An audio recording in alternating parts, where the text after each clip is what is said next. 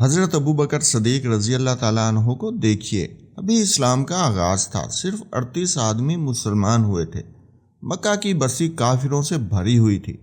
حضرت ابو بکر صدیق رضی اللہ تعالیٰ عنہ حضور صلی اللہ علیہ وآلہ وسلم کی محبت سے سرشار تھے۔ حضور صلی اللہ علیہ وآلہ وسلم سے التجا کی کہ مجھے اجازت دیجیے کہ میں لوگوں کو اعلانیہ آپ کی رسالت کی اطلاع دوں اور آپ صلی اللہ علیہ وآلہ وسلم سے فیض یاب ہونے کی دعوت دوں۔ آپ صلی اللہ علیہ وآلہ وسلم نے فرمایا، اے ابو بکر، ابھی ذرا صبر سے کام لو، ابھی ہم تعداد میں کم ہیں۔ انہوں نے پھر اصرار کیا، حتیٰ کہ حضور صلی اللہ علیہ وآلہ وسلم نے اجازت دے دی۔ حضرت ابو بکر صدیق رضی اللہ تعالیٰ عنہ نے بے خوف خطر لوگوں کو اللہ اور اس کے رسول صلی اللہ علیہ وآلہ وسلم کی دعوت دی۔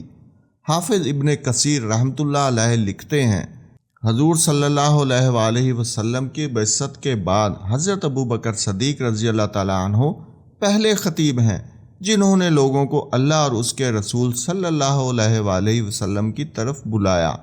مشرکین مکہ آپ رضی اللہ تعالیٰ عنہ پر ٹوٹ پڑے، آپ رضی اللہ عنہ کو سخت پیٹا اور روندا۔ عتبہ بن ربیعہ نے آپ رضی اللہ عنہ کے چہرے پر بے تحاشا تھپڑ مارے۔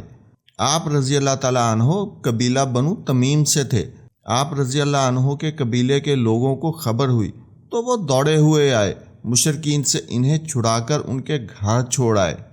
حضرت ابو بکر صدیق رضی اللہ عنہ بے ہوش تھے اور لوگوں کا خیال تھا کہ وہ جانبر نہ ہو سکیں گے۔ وہ دن بھر بے ہوش رہے۔ جب شام ہوئی تو آپ رضی اللہ عنہ کو ہوش آیا۔ آپ رضی اللہ عنہ کے والد ابو قحافہ اور آپ رضی اللہ عنہ کے قبیلہ کے لوگ آپ رضی اللہ عنہ کے پاس کھڑے تھے۔ ہوش آتے ہی پہلی بات انہوں نے یہی کہی کہ رسول اللہ صلی اللہ علیہ وآلہ وسلم کہاں ہیں اور کس حال میں ہیں۔ ان کے قبیلے کے لوگ سخت برہم ہوئے اور انہیں ملامت کی کہ جس کی وجہ سے یہ ذلت اور رسوائی تمہیں اٹھانی پڑی اور یہ مار پیٹ تمہیں برداشت کرنی پڑی، ہوش میں آتے ہی تم پھر اسی کا حال پوچھتے ہو۔ ان عقل کے اندھوں کو کیا خبر تھی؟ ان کی خاطر سختیاں جھیلنے میں جو لذت ہے وہ دنیا داروں کو پھولوں کی سیج پر بھی حاصل نہیں ہوتی۔ ان کے قبیلے کے لوگ مایوس ہو کر گھروں کو لوٹ گئے اور ان کی ماں ام الخیر سے کہہ گئے کہ جب تک محمد صلی اللہ علیہ وآلہ وسلم کی محبت سے یہ باز نہ آ جائے اس کا بائیکاٹ کرو اور اسے کھانے پینے کو کچھ نہ دو۔ ماں کی ممتا تھی۔ جی بھر آیا، کھانا لا کر سامنے رکھ دیا اور کہا کہ دن بھر کے بھوکے ہو، کچھ کھا لو۔ حضرت ابو بکر صدیق رضی اللہ تعالیٰ عنہ نے کہا، ماں، اللہ کی قسم میں کھانا نہیں چکھوں گا اور پانی کا گھونٹ تک نہیں پیوں گا جب تک حضور صلی اللہ علیہ وآلہ وسلم کی زیارت نہ کروں۔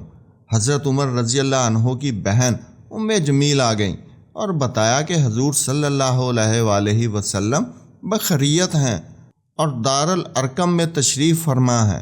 حضرت ابو بکر صدیق رضی اللہ عنہ زخموں سے چور تھے، چلنے کے قابل نہ تھے، اپنی ماں کا سہارا لے کر بارگاہ رسالت میں حاضر ہوئے۔ حضور صلی اللہ علیہ وآلہ وسلم ان پر جھک پڑے اور انہیں چوما۔ حضور صلی اللہ علیہ وآلہ وسلم پر سخت گریہ طاری تھا۔ اللہ کی لاکھ لاکھ رحمتیں ہوں اس عظیم و جلیل القدر صحابی رضی اللہ عنہ پر۔ اللہ ہمیں ان کی تصحیح اتباع نصیب فرمائے، آمین۔